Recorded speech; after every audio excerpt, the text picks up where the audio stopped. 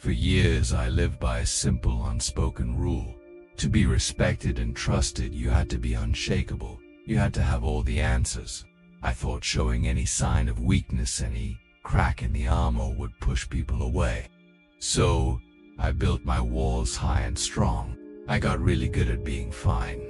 But the funny thing about walls is they don't just keep other people out. They keep you in. I have never felt more alone than when I was hiding in plain sight, projecting an image of strength that felt completely hollow. Then something happened that forced me to tear those walls down, piece by painful piece. It wasn't some dramatic collapse, but a slow, quiet realization. And in that process, I discovered that the very thing I was so afraid of showing was the key to everything I ever wanted. We all do this, right? We build these fortresses around ourselves. We learn to perform, manage perceptions, and present a version of ourselves that's polished, capable, and always in control. We do it at work, in our friendships, and especially in our closest relationships. We hide our fears, our insecurities, and all those not good enough moments. We're scared that if people saw the real us, their messy, uncertain, anxious parts, they'd run for the hills. We fear being judged, rejected, or being told we're not worthy. This fear creates a painful paradox. The one thing we crave most as humans is a true, deep sense of connection. Yet, the armor we wear to protect ourselves from getting hurt is the very thing that stops us from ever feeling truly seen. When we avoid emotional exposure, we're building barriers, not bridges. It's an exhausting way to live, constantly managing an illusion, terrified that one wrong move will expose us. Over time, this emotional distance wears down our relationships, leaving us feeling isolated even when we're surrounded by people. But what if we've got it all backward? What if the idea that vulnerability is a weakness to be hidden is the biggest lie we've ever been told? What if the very act of showing your authentic self, fears and all, is the key to unlocking deep connection and unbreakable trust? What if I told you that vulnerability isn't weakness, but the most accurate measure of courage we have? That's not just a nice thought. It's backed by decades of research. Researcher Dr. Brené Brown, who has spent over 20 years studying courage and shame, defines vulnerability as a feeling of uncertainty, risk, and emotional exposure. And as she famously says, vulnerability is the birthplace of love, belonging, joy, courage, empathy, and creativity. It's the foundation all true emotional intimacy is built on. Think about it. Being vulnerable isn't about oversharing or emotional dumping. It's having the courage to show up and be seen when you have no control over the outcome. It's being honest about your thoughts and feelings. It's the strength to be imperfect. So, why is being emotionally exposed so powerful? Because it's how we build trust. When you let someone see your true self, your fears and imperfections, you're sending a powerful signal. I trust you enough to let you see the real me. This act of trust is an invitation. It creates a safe space that encourages the other person to do the same. It's a loop. Your vulnerability invites their vulnerability, which deepens trust and allows for even more connection. This is how genuine connection is made. It doesn't happen when two perfect, polished people meet. It happens when two imperfect human beings see the humanity in each other. When you share a struggle and your friend says, "Me too," that's a moment of pure connection. Empathy is born in that space.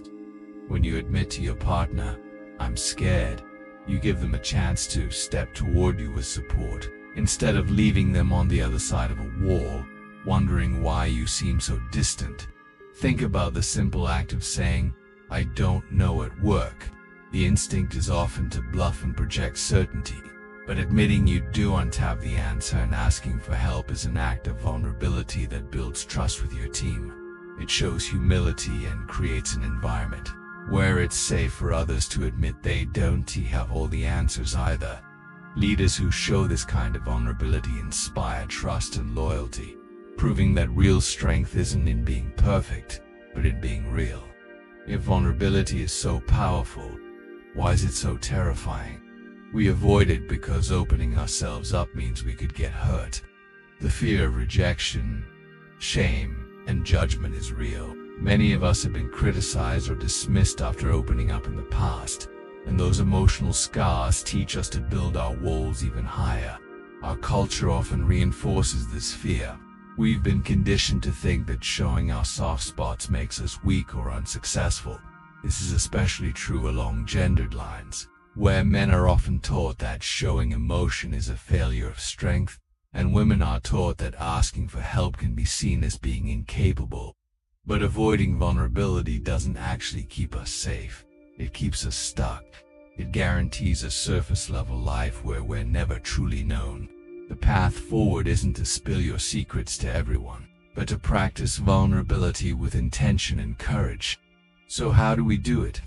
First, start with self-awareness and self-compassion. Get to know your own emotions without judging them. Notice your fears and insecurities. Then, practice being kind to yourself about them. You are worthy of love and belonging, not in spite of your imperfections, but because of them. Second, choose your people wisely. Vulnerability isn't for everyone. It's about sharing with those who have earned the right to hear your story, people who listen with empathy and have your back. Create emotional safety before you dive into the tough conversations. Third, take small, intentional steps. You don't have to start by revealing your deepest trauma. Start small. Share a personal story with a trusted friend. Admit to your partner that you had a hard day. Tell a colleague you're feeling overwhelmed. These small acts build your vulnerability muscle over time. Fourth, practice vulnerable communication. This means clearly and respectfully expressing your needs. Instead of shutting down during a disagreement, try saying, "I'm feeling defensive right now, and I need a minute." And when someone is vulnerable with you, listen. Offer empathy, not solutions. Finally, lean into the discomfort. Choosing courage over comfort is the real work. Being vulnerable will feel uncomfortable at first. Your brain might scream, "Retreat," but that discomfort doesn't mean you're in danger. The more you practice, the easier it becomes. For so long, many of us have believed that strength means being an impenetrable fortress. We were taught that to be loved and respected, we have to hide the very parts of ourselves that make us human. But the truth is, real strength isn't in the walls we build. It's in the courage to show our authentic selves. Vulnerability isn't a weakness, it's a testament to our courage. It's the only real path to connection. Relationships grounded in vulnerability are more resilient, intimate, and satisfying. By choosing to be seen, you give others the gift of your true self, and you give them permission to be their true selves right back at you. True connection isn't earned by being perfect. It's unlocked by being real. So, my question for you is, what's one small way you can practice being more authentic this week? Share your thoughts in the comments below. Your story might just give someone else the courage to show up, too.